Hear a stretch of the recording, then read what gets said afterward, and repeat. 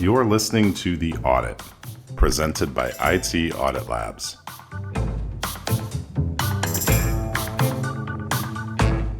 Hello, and welcome back to The Audit by IT Audit Labs. My name's Mandy, and today I'm joined with Eric, Nick, and Kyle from IT Audit Labs. We're going to talk about personal information security, protection in a modern era. How are you guys today?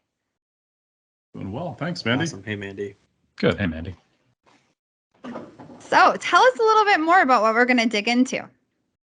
Yeah, this is an interesting one. We give this talk from time to time to groups of people and even individuals when we do some of our executive security training. And there's always more that we could talk about or dive into. And we're usually giving this presentation or these talks to people who aren't security practitioners by and large. So it'll be fun to dive in and just share some anecdotal stories as we go through this with each other, and some of the things being security folks that you've run into when you've given the presentation or just in your own research or personal lives. And we all know Nick has stories, so I look forward to this.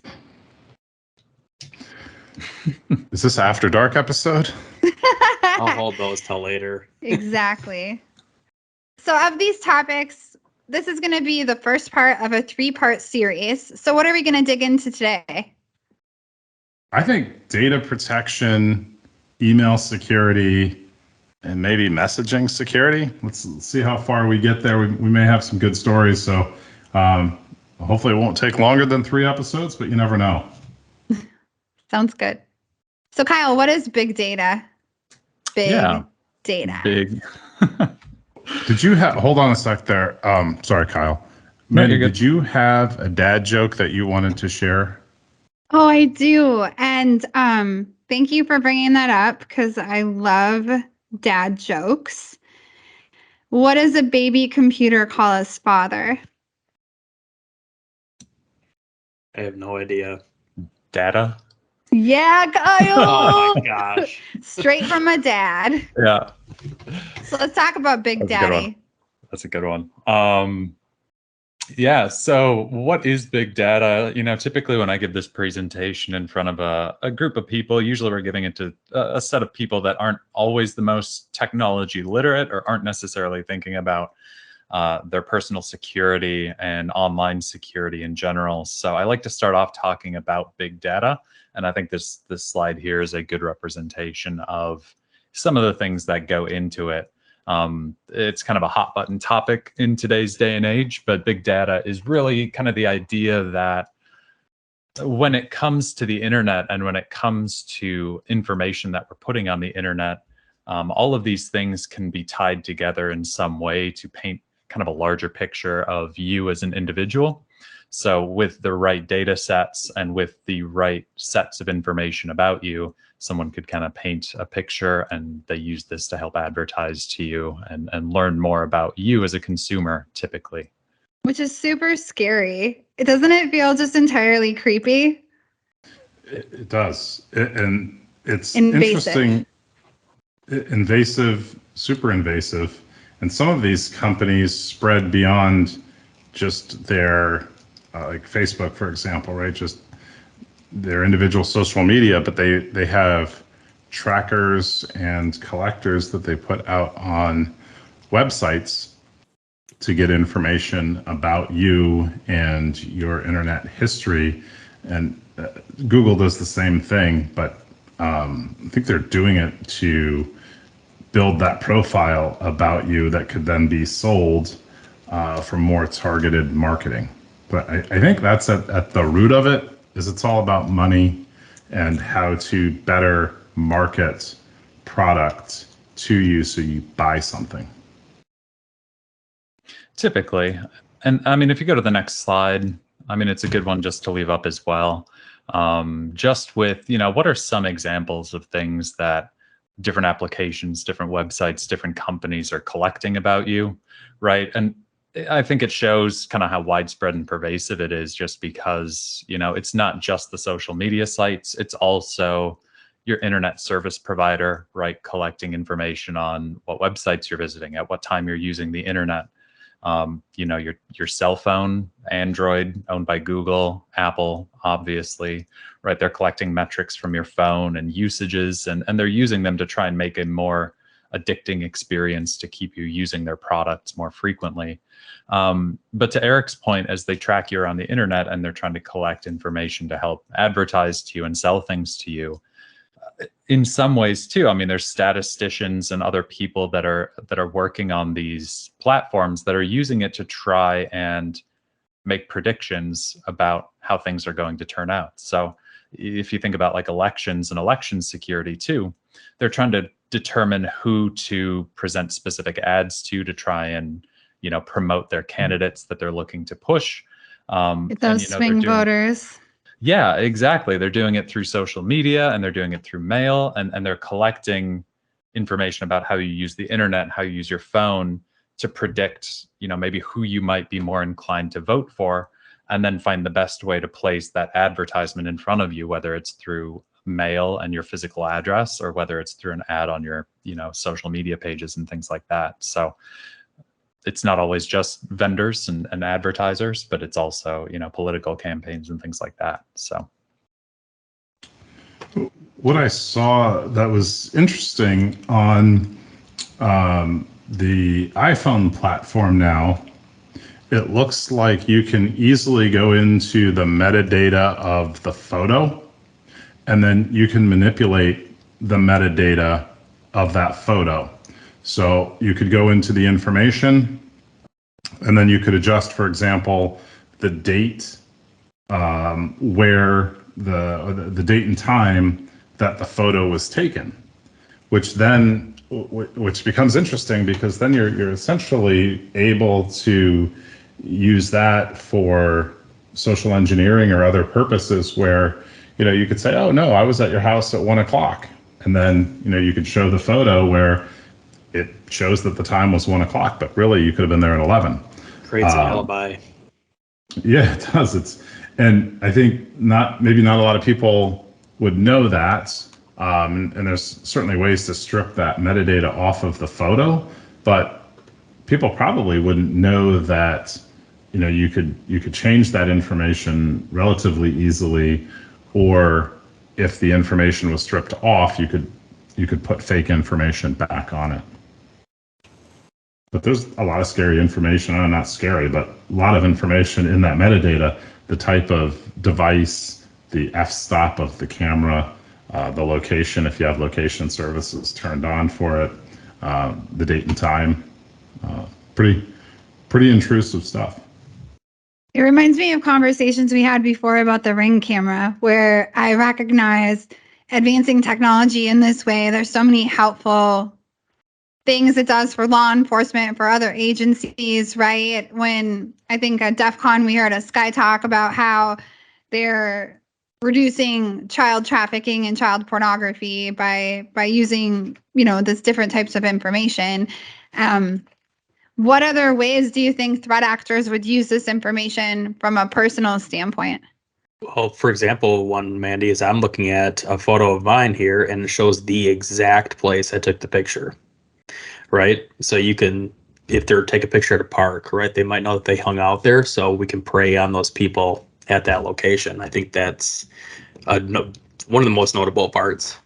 So then I think of like my kids, right? Like I work in this industry. We hear some horror stories. My kids don't know, and anyone born with the internet, they act like they're invincible, right? Like it's no big deal. And it's crazy how freely they share information. But then furthermore, like if they're talking to a potential threat actor on the internet and they're sharing pictures and that's giving them the location, right? How do you safeguard yourself from things like that? We should do an episode on just the security for minors one of these days. I had an interesting conversation with a probation officer today at one of our customers, and we were talking about a project that we're jointly working on, and then we started talking about corrections and probation and aliases that professionals could use in the business to protect themselves from the clients that they serve, where maybe a probation officer sends somebody back to prison and the person's not terribly happy about that, there could be, potential things for that probation officer to be aware of.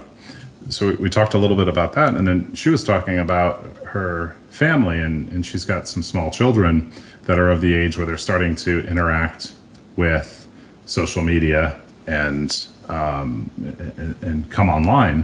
And one of the things that she was saying was, kids believe anything. You have a younger child and trusting.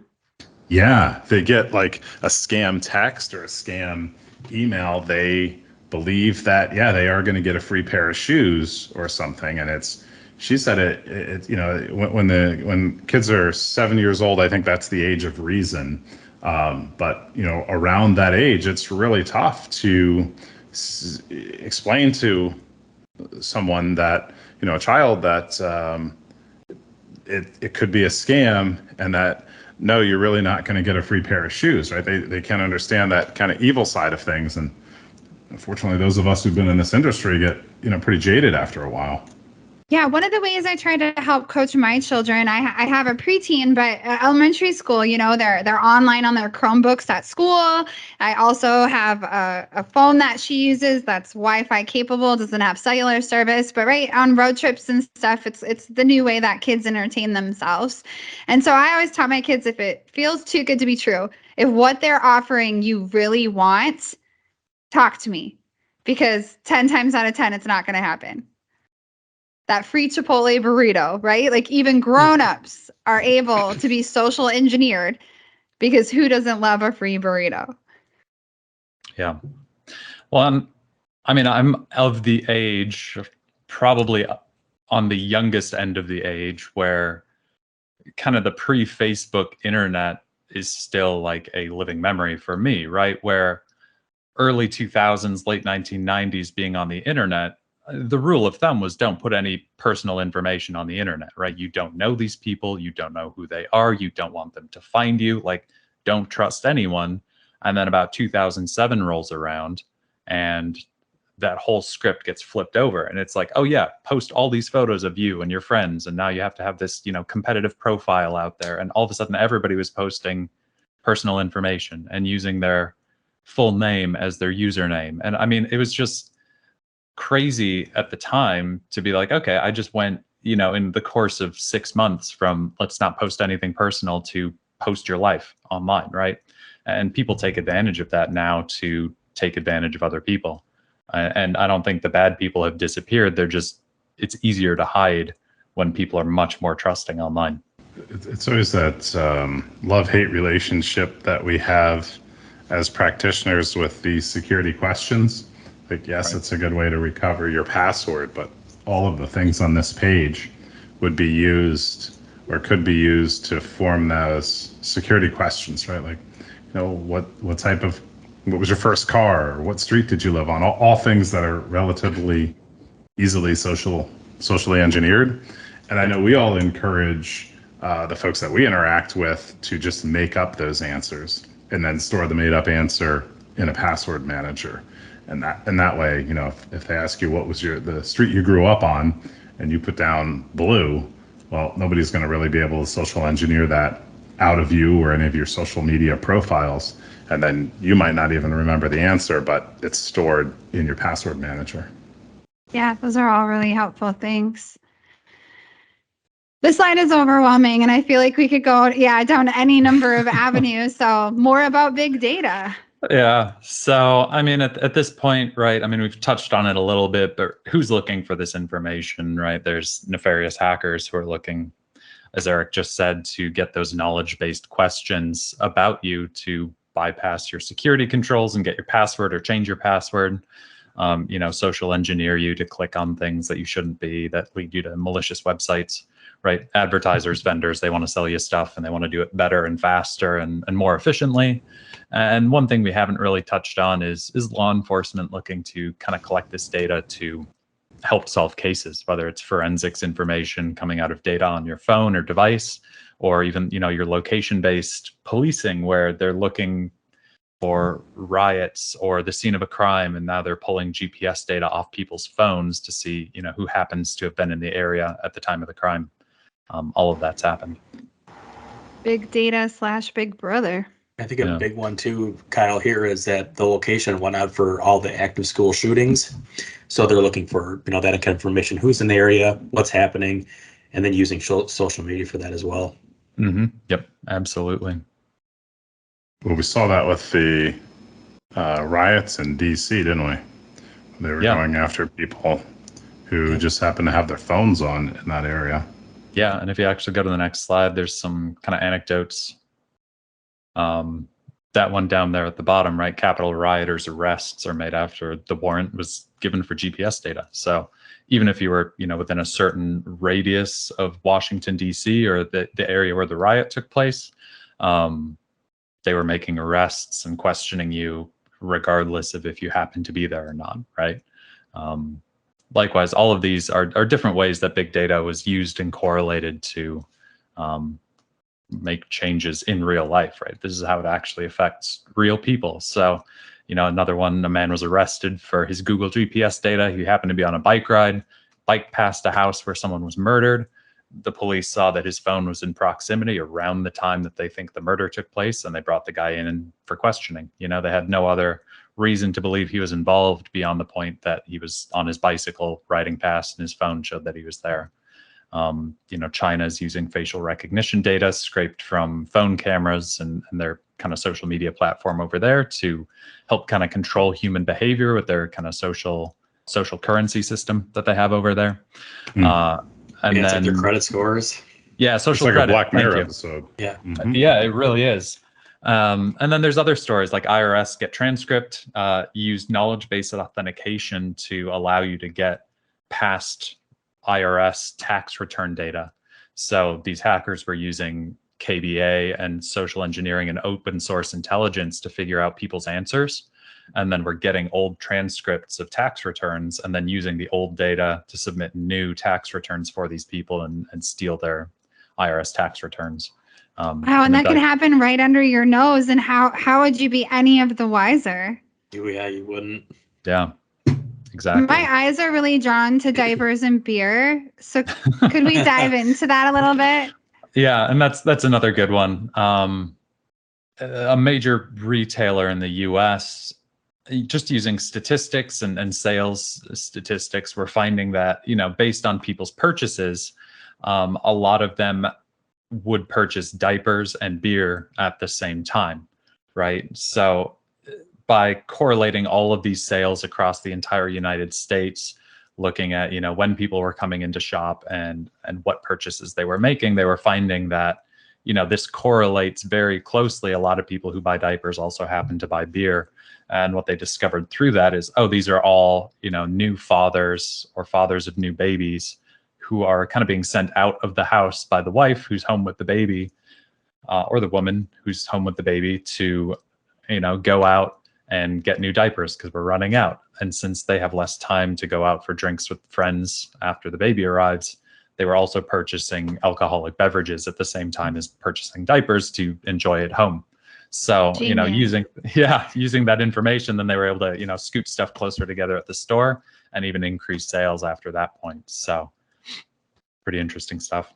I have to be honest. The minute I heard about this, I know the retailer you're talking about because I shopped there and I saw the two together and I was like, irony. Like it's genius. It's brilliant. They're right next to each other. Anyone who has kids could understand why you might need to drink a little more. Right. Yeah, exactly. There's the so we'll call out the retailer I think you're talking about, which is Target. And Target was the subject of an interesting data analytics article by Charles Duhigg, and he wrote an article for the New York Times. But there's a statistician at Target named Andrew Pohl, and Andrew built an algorithm that could detect when a person was pregnant. Target's, I guess, preferred audience is pre-pregnant women, so women right before they're going to be pregnant, so that Target is able to capture all of that revenue associated with a person, becoming a mother, and then post-pregnancy, the formula, the baby food, the diapers, and all of those sorts of things that All the things. all the things that you both are very familiar with, which is a lot of revenue, right? And so the statistician, Andrew, built an algorithm that would identify who was pregnant and then would build targeted advertising towards them. So like you get the mailer in your mail, and then it would have things that they've deemed are of interest to you. This makes sense to me. What they do is they send special postcards that would be like really valuable diaper coupons or 20% off your entire purchase in this area. And it's something that you don't get unless you're on a list, and people love stealing them out of your mailbox. So I can't wait to hear what you're going to say next. Oh, yeah. Well, so what they did was they, as you said, created these algorithms to target you, mail you something that was enticing for you. And they did this. Apparently it was working well. But one day a father storms into Target and says, "Why are you targeting my teenage daughter with this sort of advertisement?" And it turns out any father would. As any father would, but it turns out that his daughter actually really was pregnant. So, ooh, what a harsh way to find out. So Target knew she was pregnant before her family did? You got it. Yeah.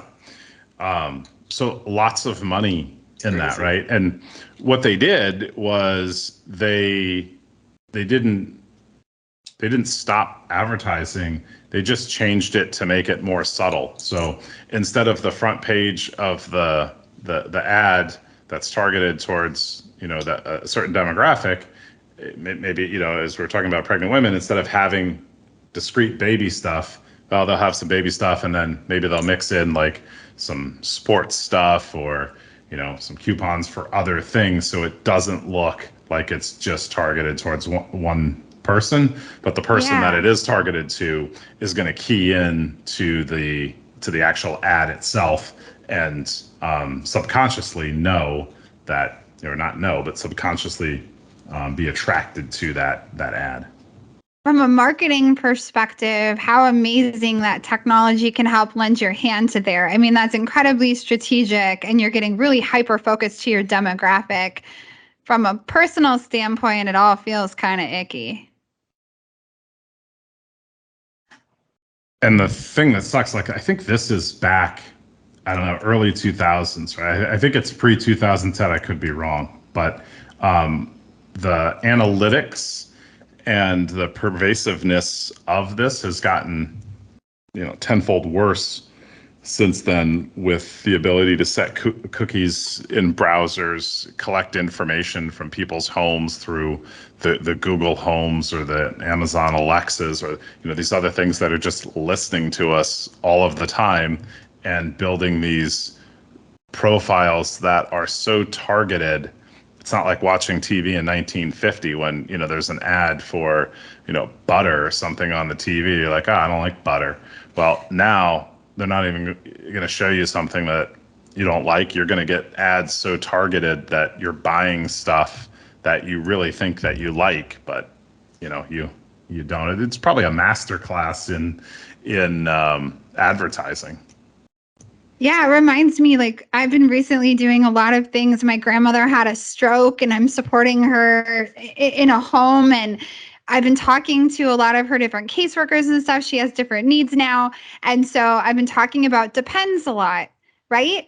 And I'm not writing about it. I'm not searching them up. I'm not doing anything, but I am talking on the phone about it. And lo and behold, I have all these incontinence product ads popping up on my feed, different things coming up. And that's just one of those things where it feels really invasive again that something is listening to me and targeting things towards me where I don't ever want to talk about Depends again in my life. I don't need the coupons. I don't need the ads. I'm not an interested party, but someone was listening into a private conversation. Yeah. So typically at this point in the presentation, we're just talking about, if we're uncomfortable, like Mandy is saying, with these things being collected, and if you're uncomfortable with someone listening to a phone call or listening to you through a device, or it may not be a person on the other end, but at least an algorithm or some sort of machine learning or some sort of program, there are ways to reduce the amount of information about you going out there.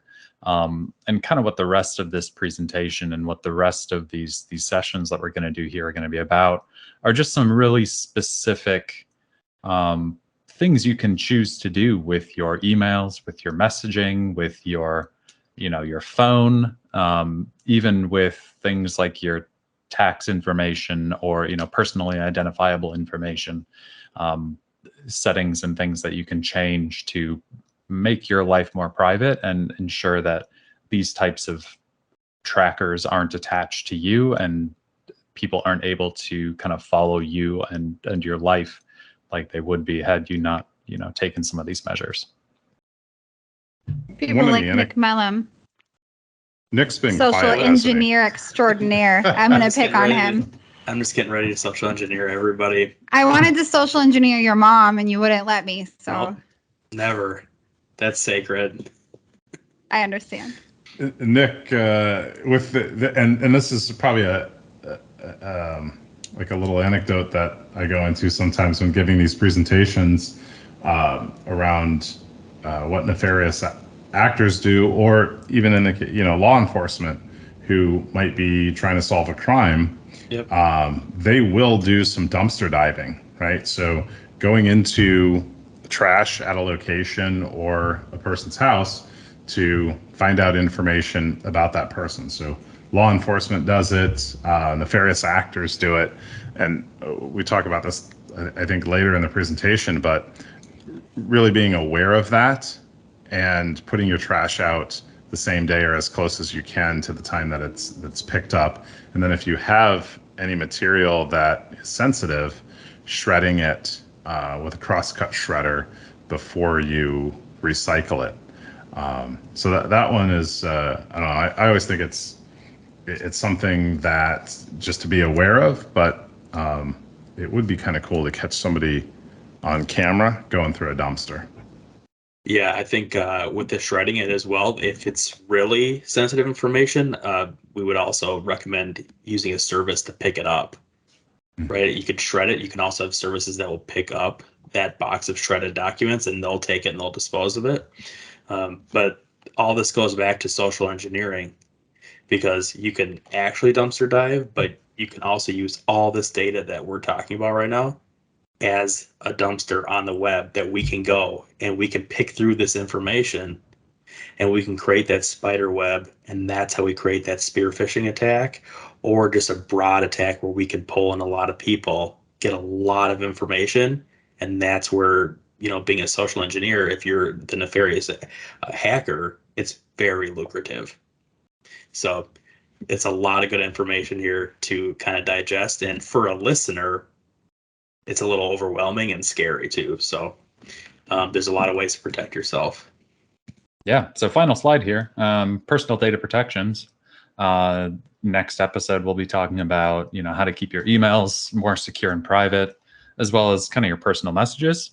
And then in future episodes, we'll also talk about, your internet browsing habits, things like history, cookies, trackers, which we teased up a little bit today, form data, passwords, and then really get into that PII and good disposal and sanitization of that type of information out there.